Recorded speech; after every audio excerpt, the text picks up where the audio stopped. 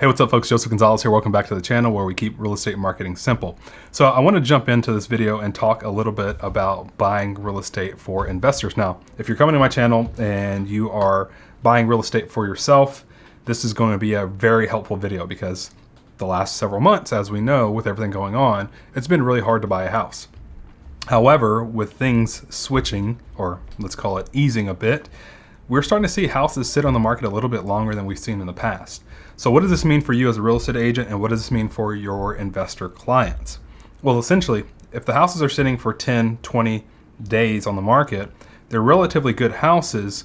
How can you get a good deal on these? So here's what I want you to think about. If your investor client has a certain number that they want to meet, meaning margin, and maybe they are a buy and hold type of investor, well, this is going to be something that's going to help them. What I want you to look at is go to Zillow, and I want you to go and look for houses that are owned by Opendoor and owned by Zillow as well. The reason being is most of the houses that you're going to see there are going to be houses that Zillow owns. Here's where the opportunity lies.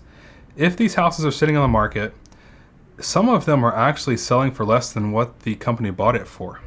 And what that means for your investor is there's built-in margin or built-in equity. And so what you want to do is you want to go on there, look for all these houses, send them to your investor and say, here's a list of 150, 25 houses, however many houses that are available. They've been on the market for 10 plus days. They seem to be very good houses, but Zillow or Opendoor were asking for too much money. And then what you do is, this is going to be completely up to you as a real estate professional, or if you are watching this and you want to tell your real estate agent, this is something you want to look into. You want to say something to the effect of, I want to start making lowball offers on these houses, because what most people don't understand about business owners and companies is no matter how much money they have, they hate losing money. Their investors who have invested in them hate losing money. So the longer a house sits on the market, that means there's more and more money that's coming out of their pockets and taxes and so many other things. So another way to think about this process is if you are a builder and you're building houses, you want to move these houses as fast as you can. So essentially what Zillow has done is they've gone out without being a builder and they said, I don't have to build these houses. I'll buy as many of these houses as I can in this upswing of the market, meaning things are getting, they're starting to cost a lot more. These homes are starting to cost more. And I don't have to build them. I don't have to worry about that cost. I just need to buy the property. And then people are going to buy the property at a higher price. However, since things are kind of trending backwards now, and prices are going down, you have this opportunity to go in and make a lowball offer on whatever houses you feel that are available and match what you need. The other part of this is, remember, there's typically not going to be a listing agent if I'm not mistaken. You'll have to double check that. Don't completely quote me on that. But there's not going to be a listing agent. So if it were me and I have a buyer's agent, or if it were me and I'm an agent and I have an investor, let's go in and let's make an offer that is lower than the actual cost of what the real estate listing agent would be getting paid. So let's say 3%. I would probably go in at 5% or lower to see if Zillow or Opendoor is going to take advantage of this particular offer. And then I can get this house and I can either list it for more.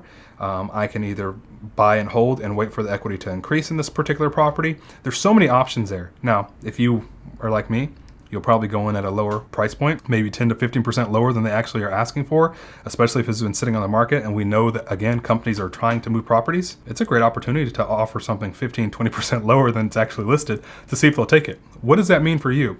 Well, if you know the going prices are still currently sitting between 30 and 90 days of the houses that are on the market that have sold, and you're going, okay, these numbers match what I would probably actually sell the house for, or what Zillow could sell the house for, and you go in below that number, then, and you take out the listing agent out of that particular equation, you are really sitting nice. And as a real estate agent, it's also something to look into for yourself if you want to start investing. Again, you want to look into the numbers yourself, do your own due diligence, but I felt like this was a video that I wanted to share to real estate agents, not just buyers.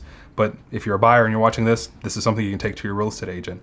Look at homes that are owned by Opendoor and owned by Zillow that they're trying to sell, see how long they've been sitting, and go make your offer. So I hope you found this video helpful.